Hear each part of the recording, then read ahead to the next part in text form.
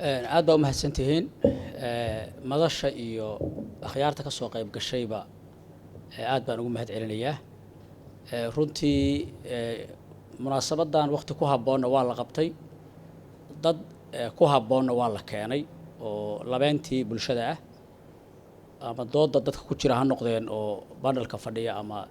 dadka kale oo siyaasiyiinta iyo dhalinyarada iyo gabdhaha akhyaarta ah oo fadhiyaba ha noqdeen qodobada 10 ay soo diyaarisay madashu baad moodaaba inay istiraatiijiyadii ku filan tahay oo wasiir waxa fiicnaan lahayd in golaha wasiiradu qodob maalin ka doodaan maba dhimanaba istiraatiijiyadii dagaalka lagu gali lahaa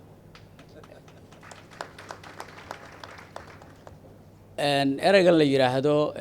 nimankan argagixisada ah oo hadda magaca la isticmaalo khawaarijta sida la yaqaano ama kutubta ku qoran waxa weeye dad inxiraaf diiniga ku dhacay oo cibaadeysto oo muslima iyagu maaha aniga waxaan qabaa erayga in laga guuro mar hore ay ahay laakiin hadda maaha hadda waa maafiyo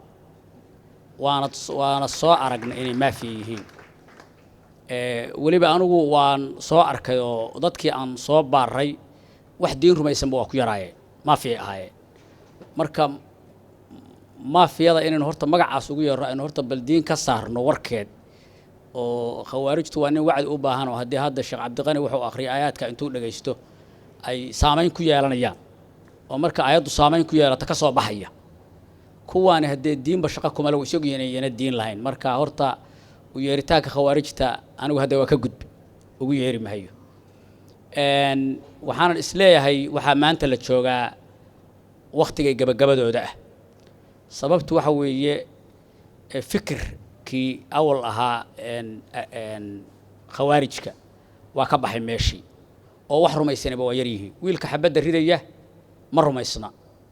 wiilka isqarxinayaana ma rumaysna kan qofka tooganayaana ma rumaysna waa khasbanaan kan taageero lacagta laga qaatana hadii ogtina xoog baa looga qaataa oo dadka 60% baqdin bay kula socdaan haddii marka dadka baqdintiisi meesha ka baxdo sida kacdoomada hadda bilowdo beledweyne iyo Hiiraan iyo ka bilowday iyo Galmudug iyo Koonfur Galbeed saddexda meelood ba hadda kacdoon ka bilowdo kacdoonkaas uu hadda socdo oo bulshada kulligeed kacdana waxaan aaminsanahay inay yaraanayaan aniga marka waxaan ku soo koobi lahaa maadaama nimankii ayaan awood weyn oo hadda muuqatana lahayn oo jirta fikir jiraana uu san jirin dad ku dhaxabaalan dadkuna ay kulligood necab yihiin baqdin iyo iska dabacsanaan iyo dawladaha aan ka shaqeyn ay tahay waxay meesha ku joogaan oo waliba erayga ugu saxsan anigu oranaya waa lagu dayacay dadka Soomaaliyeed dawladda ku dayacday nimanka argagixisada ah oo u bajisay dadku kama baqeen waxaan oran lahaa laba arrimood hal asiibo horta kacdoonka shacab sida ay madashuba qortay ha loo sameeyo istiraatiijiyad dagaal oo ay hogaamiyaan saraakiil ku xeel dheer oo dagaalka yaqaana kacdoonka shacabka yaan lagu daynay han noqdo shacabku wuxuu keenay qorigii iyo wiilkii logistikada iyo rasaasta iyo ciidanka dawladda ka garab dagaalama iyo markaas waa la manage gareyn karaa kacdoonka shacabka laftiisa waana lagu ilaalin karaa meelaha la qabto arinta labaad waxa weeye oo la rabo in la bilaabo kacdoonku inuu shacabka banaanka kaliya ka jira maahane magaalooyinkii waa weynaa nimanka in laga dagaalamo sida magaalada Muqdisho kale magaalada Muqdisho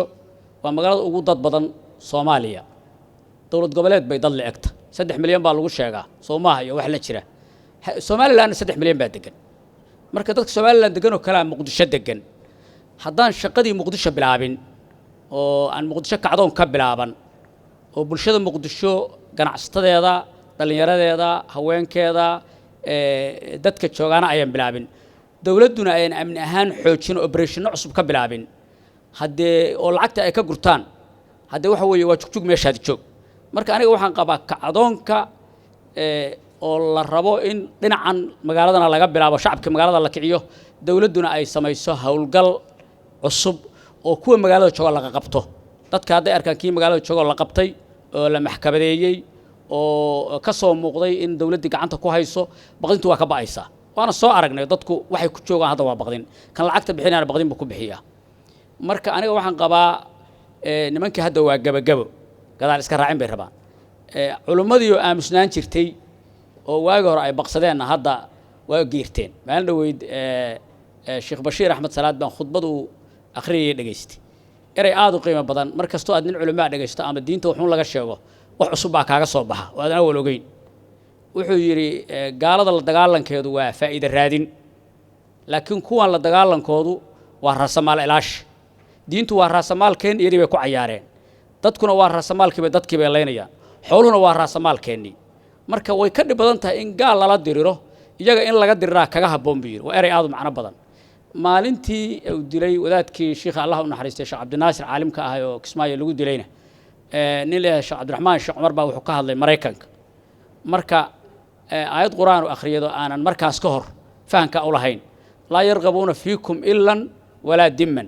wuxuu yidhi qaraabanimo kugu dayn mayaan ballanna kugu dayn mayaan ay kula galeen kugu dayn mayaan iimaan iyo diinna kugu dayn mayaan marka waxa weeye yani in culummada lafteedu waa aamusnaan jirto waa baqeena doorkooda ay qaataan oo masaajidii laga caqido muxaadaraad joogto ah la sameeyo waddankan hadda inagu aan joogno koonfurta Soomaaliya oo dhan laga soo bilaabo gaalkacyo ilaa iyo meesha xuduudda ah 16 sano diini kama fidin laana nin waliba qolku ku jiro ku tukadaayo masaajidku ma tukado kutubna lama akhriyo haddaan marka diintii lana cibaadaysano dadka iimaankiisa dhismo kutubna la akhrin 15 sano dadku hamagsiyo diin la'aan bay soconayaan shabaab baana baday magacana lagama bedeli karo shabaab iyaga la baxay u sameyn meena wax kale shabaab baa leeyahay shabaab shayaadiin weeye iyaga loo yaqaana magacana iyaga la baxay iyagana la rabaa in lagu dilo isagoo shabaab baa la dilay in la yiraahdo la rabaa oo dadka laga duwo marka aniga waxaan qabaa culimadana inay hadda ay muxaadaraad joogtaa aqidaan oo maadaama baqadintii baaday oo dadka hadda soo istaataabanayaan ganka ku soo noqday koomadii laga baxay in ay culimadu aqidaan waxaan kaloo qabaa maadaama masaajidii magaalada ku taalay iyo meelii wax lagu akhrisan jiray laga baqay dadka dawladda u shaqeeya iyo dadka dawladda ku agdhowra ay bulshada barkeed doqdeen ba hadda aad u badan yihiin oo ay shukumaan qoyan ku tukadaan oo guriga ay dhigtaan qofku shukumaan ku qubaysto ku tukadaa in masaajid laga sameeyo oo culimada lafteedu inta masaajidan meesha madaxtooyada dhexdeeda masaajidda laga sameeyo waxa looga akhriyo dadkii oo dadka dawladda ku jira ay noqdaan dad laftoodu dhigooda waa la xalaashay dad diin la ay noqdaan annaga lafteeda markii la yiri marto diin baa tiino dhigayga la xalaashay baanu isbuusnay markaasaanu meel diin ka dheer joogtaba ka fogaanay waana duruuftaana keentay marka aniga waxaan qabaa dadkii hadda iyagiina la baray dadkiina baqdintay ka bacday in inahaas maaragtay loo dhaqaaqo aad baa u mahadsantihiin hadalku inaan sii badiyo mar rabo oo doodu waa fara badanta waa lagu noqon doonaa